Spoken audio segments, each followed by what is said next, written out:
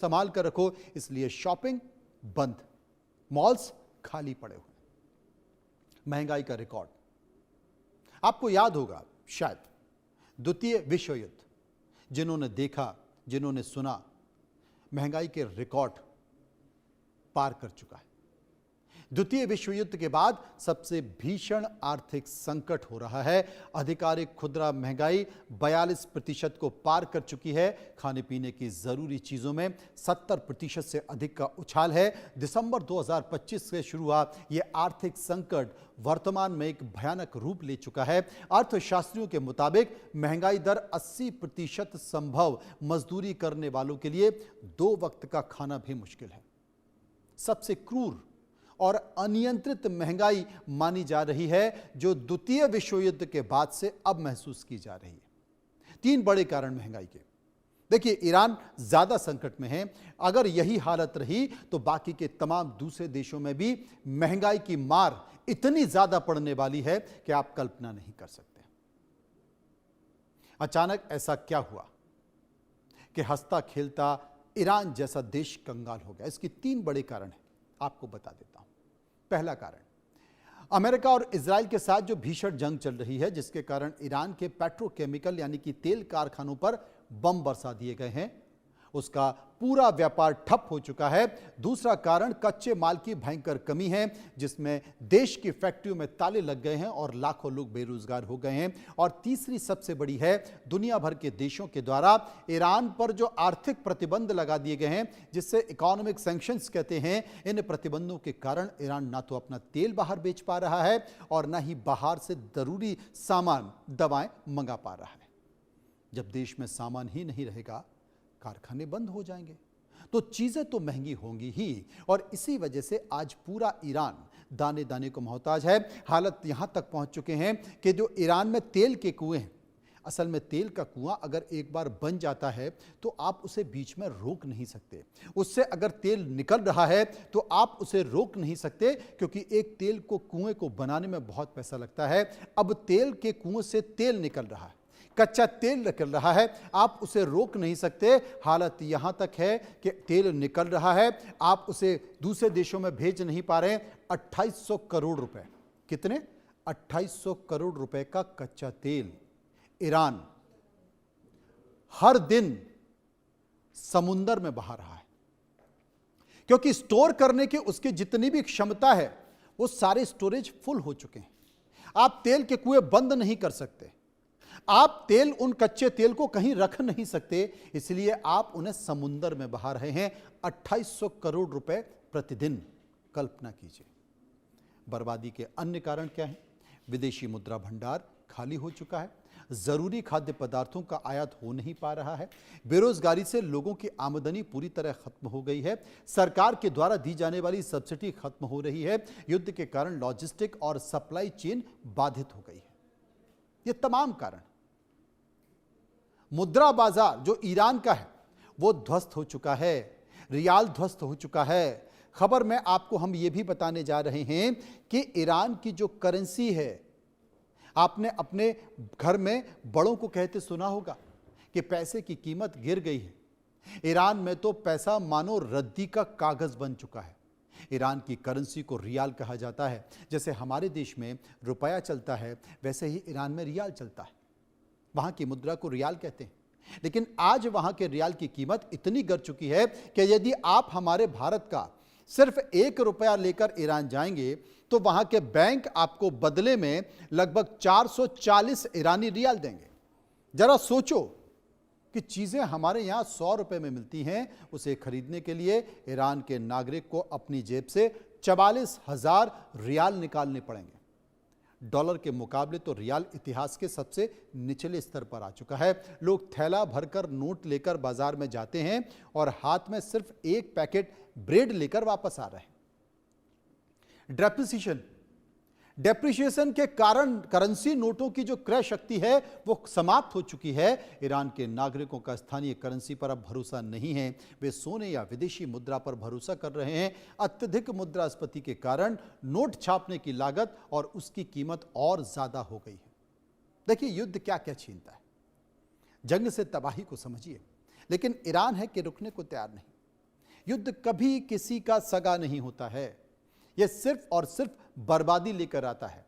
जंग से पहले ईरान का जो बुनियादी ढांचा है, वहां की सड़कें, बिजली घर, अस्पताल और पुल है, बहुत ही आधुनिक और मजबूत थे। सरकार हर साल अरबों रुपए इनके रखरखाव पर खर्च करती थी, लेकिन अमेरिकी और इजरायली बमबारी ने ईरान के इस गौरव को मलबे के ढेर में बदल दिया। जो पावर ग्रिड पहले पूरे देश को 24 घंटे बिजली सप्लाई करते थे, आज वो आधे टूट चुके हैं। अस्पतालों का हाल यह है कि वहां पर हीमोफीलिया जैसी गंभीर बीमारियों के मरीजों को खून बहने से रोकने वाली जरूरी दवाएं भी नहीं हैं, खत्म हो चुकी हैं। दवाइयां भी अब राशन की तरह तौल तौल कर दी जा रही है। बुनियादी ढांचे मलबे में तब्दील हो रहे हैं। बमबारी से अस्पताल और बिजली घर ध्वस्त हो रहे हैं। दवाओं का कोई रिजर्व बचा नहीं है। हर रोज 12 घंटे बिजली कटौती हो रही है। अस्पतालों की दवाओं का अकाल है। स्वास्थ्य सेवाएं ठप हो गई हैं और जो हेल्थ मिनिस्ट्री है, स्वास्थ्य मंत्रालय है, मंत्रालय ने डॉक्टरों को केवल अत्यंत आपातकालीन दवाएं लिखने का आदेश दिया है। हीमोफीलिया और कैंसर जैसी जानलेवा बीमारियों के मरीज के लिए जीवन रक्षक दवाएं अब खत्म हो चुकी हैं। देश के प्रमुख सड़क और पुलों के टूटने से एम्बुलेंस और राहत सामग्री पहुंचना मुश्किल है। युद्ध के कारण हुए नुकसान की भरपाई करने में ईरान को अब दशकों का समय लग सकता है। एक बार जो तबाही हो गई, इस तबाही से ईरान दशकों तक, 10 साल तक, 15 साल तक निकल नहीं पाएगा।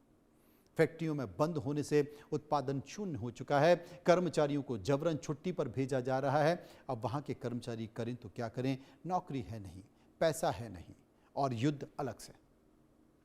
तेल के कुएं वाले देश में ईंधन का अकाल है। आपको मालूम है कि ईरान दुनिया के उन देशों में शामिल है जिसके पास तेल के विशाल समुंदर हैं। वहां पर पानी भले ही महंगा हो, लेकिन पेट्रोल हमेशा पानी की तरह सस्ता मिलता है।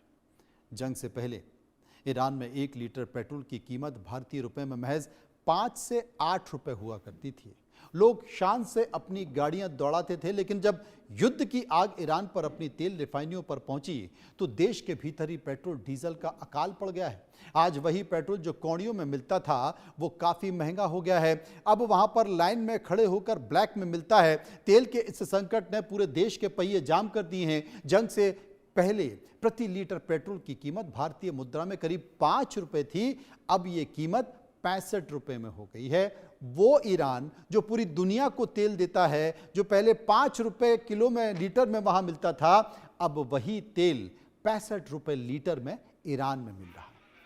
ईंधन की कीमतों में 1200% की ऐतिहासिक वृद्धि देखी जा रही है। इजरायली हमलों ने ईरान के प्रमुख तेल रिफाइनरी प्लांट पूरी तरह से नष्ट कर दिए हैं। पेट्रोल पंपों पर सेना का कड़ा प्रहार है और प्रति वाहन ईंधन की समय सीमा भी तय कर दी है। डीजल की भारी किल्लत से खेती उपकरण और मालवाहक गाड़ियां पूरी तरह से खड़ी हुई।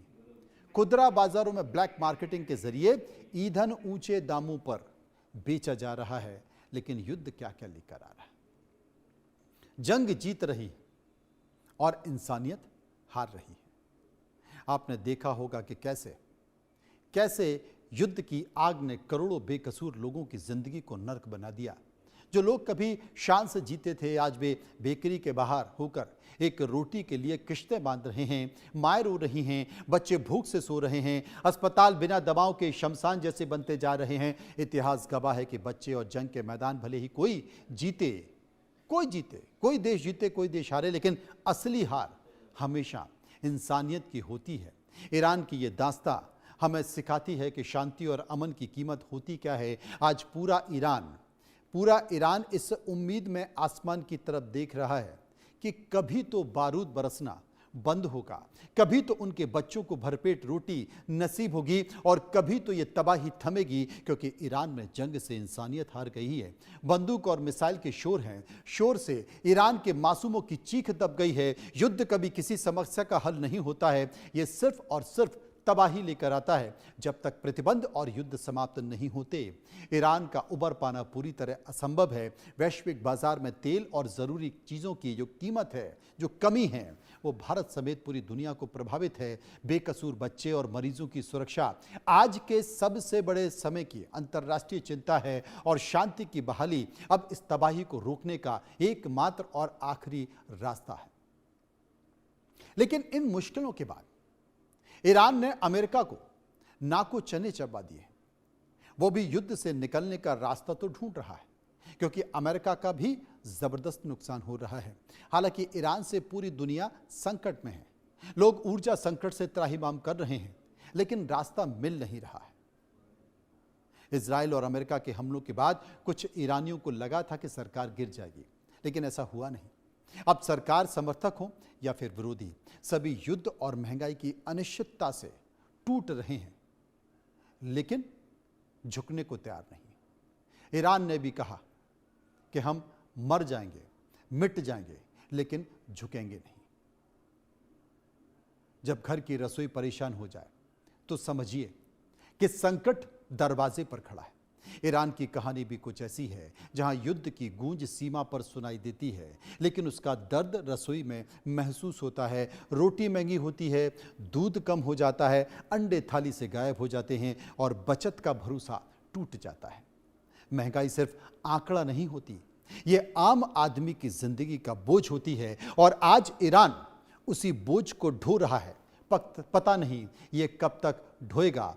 तो जाते जाते हम ये कहना चाहते हैं कि बारूद की गंध कभी भूख नहीं मिटा सकती, और मिसाइल के साए में कभी अमन नहीं पनप सकता। आज रखो या फिर जंग जीतो, ये तमाम सारी परिस्थितियों के बीच, क्योंकि उसी की नींव मासूमों की भूख और आंसुओं पर जाती है। जब मुद्रा कमज़ोर होती है तो सबसे पहले बाजार नहीं, इंसान की थाली छोटी होती है, और जब थाली छोटी हो जाए तो समझिए कि संकट बहुत बड़ा है। युद्ध क्या क्या छीनता है। समझिए.com में इतना ही। आप चलते रहिए इंडिया न्यूज़ के साथ। नमस्कार।